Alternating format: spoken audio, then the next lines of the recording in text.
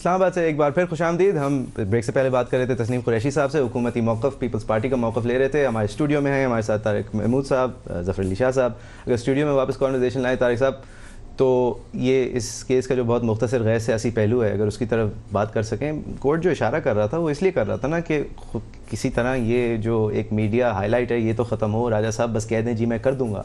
तो उसके बाद कोर्ट अटॉर्नी जनरल और लॉ मिनिस्टर को ही तंग करता रहे, या अटॉर्नी जनरल और लॉ मिनिस्टर को ही पेश होने को कहता रहे। ये राजा साहब का आना, प्राइम मिनिस्टर का आना, ये पूरी पब्लिक इवेंट होना, ये जजेस डू नॉट लाइक पब्लिसिटी जिस तरह इनिशियली सोचा जाता था। मैं आपको बताऊं, ये इतनी सिंपल बात नहीं है कमिट करवाना। मिसाल के तौर पर अगर राजा साहब कमिट करवा लेते और वो ऑर्डर शीट में ये लिख देते कि राजा साहब ने ये कमिट किया है कि ये मैटर लिख दूंगा, तो आपको पता है अगर कल को ये कमिटमेंट पूरी ना होती तो ये बजाते खुद एक वैलिड अंडरटेकिंग जो है वो कंटेंट में आ जाता है। लेकिन मैं आपको एक बात बताऊं, राजा साहब को वो ये नहीं, आसिफ खोसा, ये थोड़ी बार्गेनिंग थी ना सर। तो ये बार्गेनिंग में शुरू में तो ये था खत वाला, लेकिन बाद में तो ये हो गया था ना कि आप बस ये कह दें कि मैं कह दूंगा आगे, तो आप अटॉर्नी जनरल को आप लटका देना। राजा साहब इतने सादे आदमी नहीं है, बल्कि मैं ये कहूं कि राजा साहब गिलानी साहब की बनिस्बत बहुत ही होशियार आदमी हैं।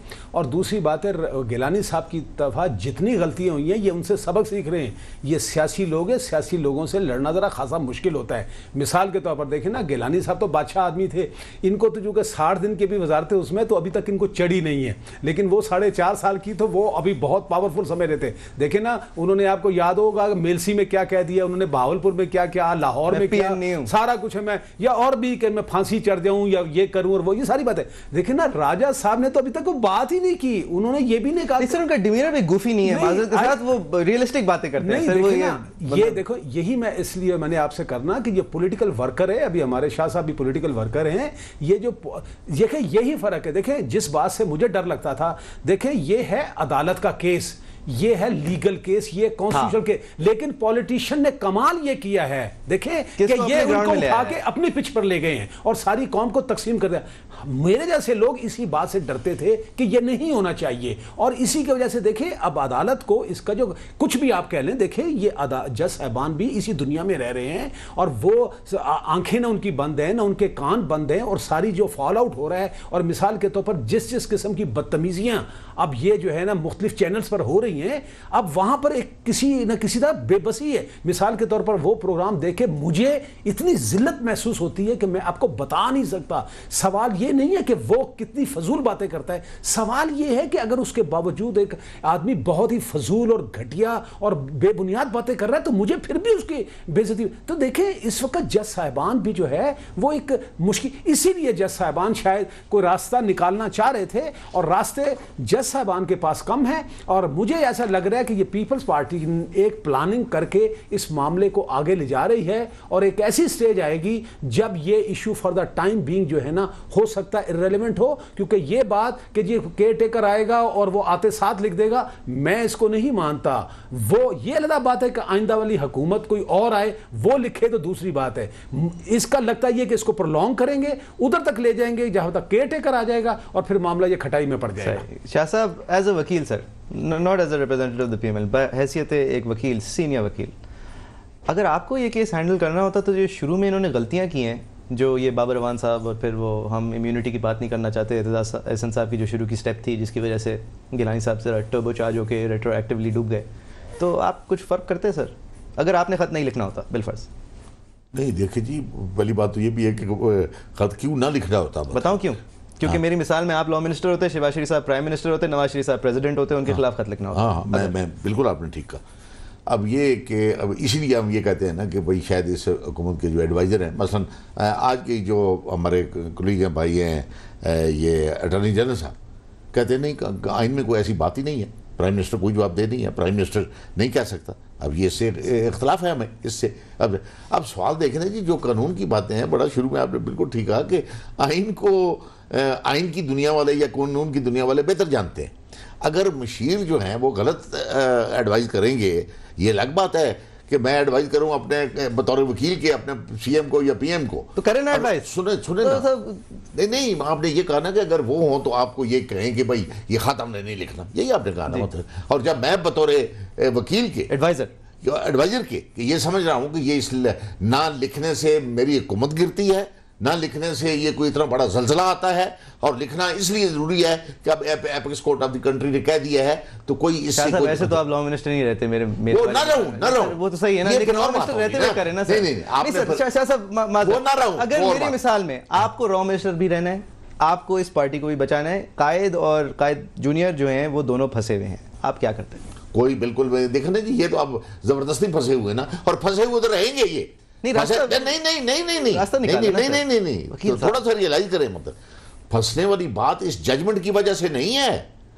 फंसने वाली बात तो जनाब वो करप्शन, वो एम्बेजलमेंट, वो जो पैराफर्नेलिया सारा, वो फंसने वाली बातें वो हैं। जजमेंट फंसने वाली बात नहीं है। पाकिस्तान टू पाक लेन वाया इल्फर्ट सर, प्लीज वो सिर्फ यही लोग नहीं, अगर हम नहीं होंगे, और मुझे सर नहीं आप पाबंदी लगाएंगे कि यानी मैं बात ना कहूँ आपकी, यानी और यानी आपने कहा खुद कहा ना आपने फंसने वाली बात है। देखो ना, ये तो जजमेंट की बात कर रहे हैं ना, तो जजमेंट पर तो अमल होगा, और जजमेंट को क्यों रोका जा रहा है? आप रोके ना, आप कानून के दायरे में रहते हैं। मैं तो कहता हूं उस पर अमल दरामद करें। ठीक, मैं तुम लोगों में से हूं, मैं जो मिसाल अमल दरामद करें। अगर आपको बचाना होता है इस हुकूमत को कानूनी दायरे में रहते हुए तो क्या करते? मैं यही कहता कि भाई आप लोग खत लिखें, टांग दे बड़े मियां साहब को। केड़े को? किन को? मैं कह रहा हूं आपके प्रेसिडेंट होते हैं ना सर, आप समझते हैं आपके प्रेसिडेंट होते हैं। सुने ना, अब मैं वापसी आप सवाल नमा जवाब आपको देता हूं ना, तो लिखने से बड़े साहब जो हैं वो टंगे जाएंगे? नहीं सर, मैं ये नहीं समझता, इसीलिए तो कुरैशी साहब सर, ये मामला मतलब सब लोगों के ख्याल में ये कुछ ऐसा है कि लिख दे खत, वो मतलब किसी और जबान में लिख दें या गलत लिख दें, लेकिन लिख तो दें कि कम से कम ये हमारे प्राइम मिनिस्टर्स तो ना टंगे, हर हफ्ते राजा साहब गए तो मैं 60 दिन का हूँ, मुझे 90 दिन दे दें। सर कुछ लिख दें, मतलब गलती से लिख दें, ऑर्डर कर दें खाना गलती से स्विस कोर्ट से, कह दें कि जी वो चॉकलेट आपकी बड़ी अच्छी होती है, भेज दें हमें एक रेट, लेकिन लेटर तो लिखें, कुछ डिले इस तरह लाएं। देखिए जी, इस हवाला से जो लेटर लिखने की बात है उसमें आज जो कहा गया है और बार बार इसरार किया गया है आसिफ खोसा साहब ने कि आप लेटर लिखने की कंफर्मेशन करें, तो बार बार राजा परवेज हशीम साहब ने कहा कि हम इंशाल्लाह कोई कोशिश कर रहे हैं, कोई रास्ता ऐसा निकाला जाए जिससे लीगली और विद इन आइन के रहते हुए हम इसको कोई ना कोई सोल्यूशन निकालना चाह रहे हैं। और इस वाला से बार उन्होंने इसरार भी किया। माजरत सर मैं आपकी बात काटूंगा, लेकिन यहाँ पे आप राजा साहब के साथ ज्यादती कर रहे हैं, अपने ही प्राइम मिनिस्टर के साथ ज्यादती कर रहे हैं। उन्होंने ये नहीं कहा कि आईनी दायरे में हम करेंगे, अगर वो ये लाइन लेते गिलानी साहब वाली तो ये बहुत मुख्तसर हेयरिंग होती, 22 मिनट उन्हें बोलने नहीं दिया जाता, यही कहा जाता कि आप फिर वही कह रहे हैं कि हम आइन के खिलाफ हैं, आप आइन के साथ हैं। उन्होंने ये लाइन नहीं ली। मेरी बात सुन लेना, बात तो मैं यही कह रहा हूँ कि उन्होंने बार कहा, तो हमने इंशाल्लाह कह के इस टाइम लिया है कि हम इसको सोल्यूशन निकालना चाह रहे हैं। तो इसका मकसद यही है ना कि आइन के अंदर रहते हुए हम निकालना चाहते हैं। ये उन्होंने नहीं कहा तो अंडरस्टूड बात है ना, आइन से बाहर तो हमने भी नहीं जाना।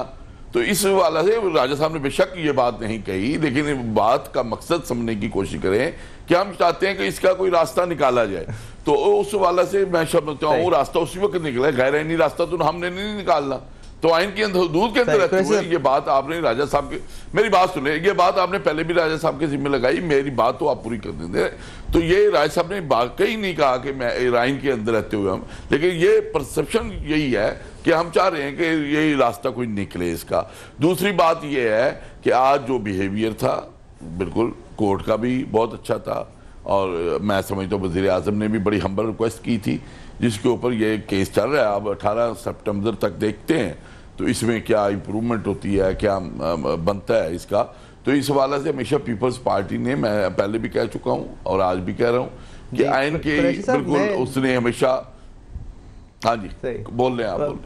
मैं आपके सामने जो माजरत के साथ जो मैं आपके सामने पेश करना चाह रहा हूँ वो आपकी फ़ायदे के लिए बात पेश करना चाह रहा हूँ। तारिक साहब से मैं ज़रा कंफर्म करा लूँ तो आपको फिर लगेगा कि वाकई में आपके साथ कोई एंकर चला के नहीं चला। तारिक साहब अगर ये आज आइन कर देते राजा साहब तो गए थे। जी बिल्कुल, वो ये तो मैंने कह दिया है कि ऑलरेडी बात पिछले राउंड में इम्प्लाइडली या एक्सप्रेसली जो है इनको रिजॉल्व कर चुके हुए हैं। आप दोबारा वो इशू ना उठाएं। आज तो उन्होंने होशियारी ये की, उन्होंने बात ही कुछ नहीं की, उन्होंने ये किया वकीलों वाला काम किया जैसे हम भी करते हैं। पहली पेशी पर आता है ना क्लाइंट, तो हो सकता है बाद में फीस नहीं भी मिली होती तो हम जाके कहते हैं जनाब, और फिर अगर जज ना मान रहा हो तो उसको इशारे से बता देते हैं। हमारी एक लैंग्वेज भी होती है कि जनाब वही तो 4 पैसे भी लेने हैं, तो कहते हैं अच्छा ये मसला तो हम तारीख दे दें। तो हमारे जुडिशियल सिस्टम में तारीख लेना जो है हमको पहला सबक ही यही सिखाया जाता है कि जब पहली पेशी पेशी हो ना, और जाके अगर स्टे वटे नहीं हो या कोई तो तारीख लें। तो राजा साहब को किसने समझा दिया था कि जाके तारीख लेनी है, और तारीख उन्होंने ले ली। लेकिन बेहतरीन काम किया है। अब ब्रेक की तरफ जाना है जज साहब।